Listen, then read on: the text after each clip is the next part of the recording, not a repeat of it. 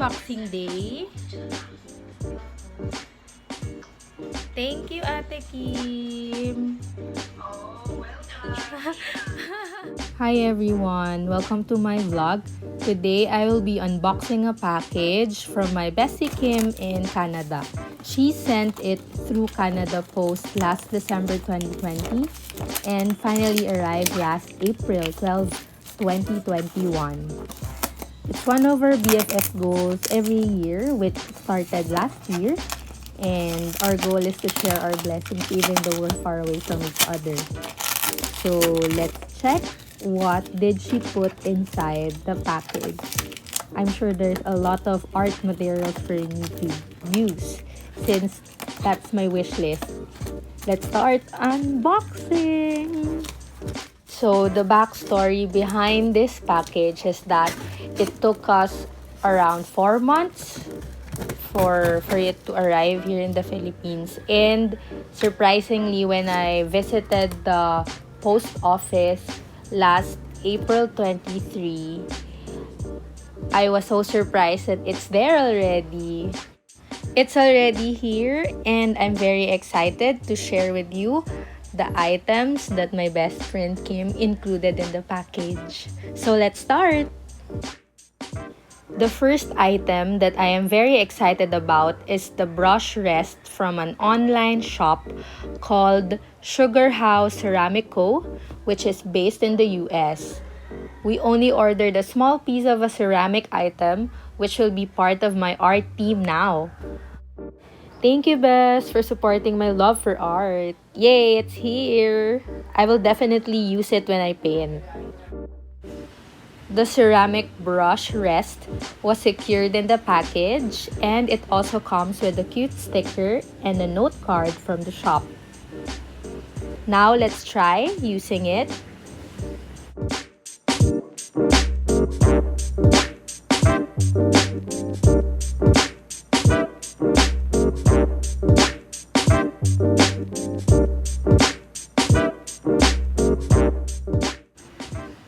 It is super nice, Bess. Thank you. She sent me a postcard, which is a holiday postcard. I haven't been receiving one for such a long time, and that makes me more grateful and excited to read it. And then she also gave me a big, not only big, but heavy notebook with a quote, "Follow your dreams," which made it more beautiful to let me be reminded of every single day. She wrote in her message that I can use this for reflecting, writing about the goals that I look forward to. So thank you, Bess, for this nice notebook. And then she gave me a sketchbook, which I plan to draw and paint places using gouache. So I am very excited about this personal project. And this is a very special project, I think, because I will be using my best friend's sketchbook. I hope that I can fill it up with nice paintings using gouache. So I hope that I will be able to show it to you on my next videos. So that's it for the items that will remind me of her even if she is miles away. But I will always remember our friendship that started in our elementary years, and happily we are still besties now that we are already in our 30s. Thank you so much, Bess, for the memories since then. And we are still collecting good memories up until now, so we are very thankful to social media for keeping us connected. Okay, at this point, journal with me using the papers and stickers I got from the package. Don't worry, I sanitize all of these before journaling. So, I will be just noting here that I was able to unbox her presents and so grateful about it.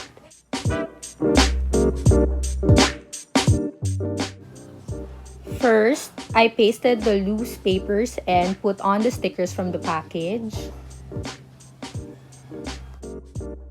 This time, I will be using 2 pages from my journal. so that I will be able to work on a bigger space, because the loose papers and the stickers from the package are a bit big, so it will take a lot of space. So I decided to use 2 pages from this journal. Second is that I use washi tapes, a paper note, and some stickers I have here at home to complete this spread.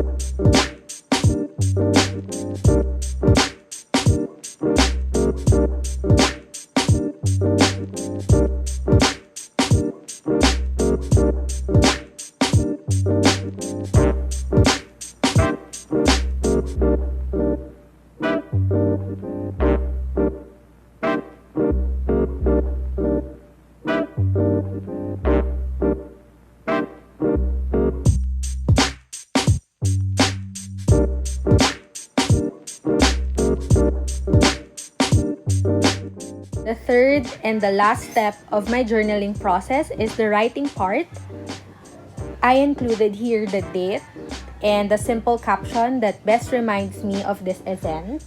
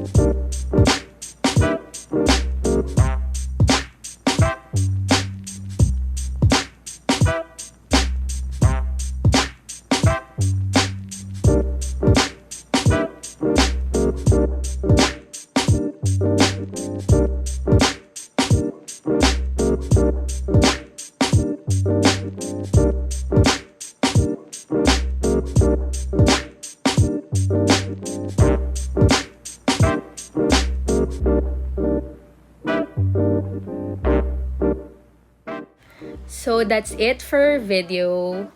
Thank you again, Best Kim, for the friendship and for these really nice presents. And thank you as well, guys, for watching this video. I hope you had fun unboxing and journaling with me. And I hope you got some simple ideas of memory keeping whenever you get presents from your best friends or loved ones and you want to keep a piece from the package. So there. Thank you again. Bye.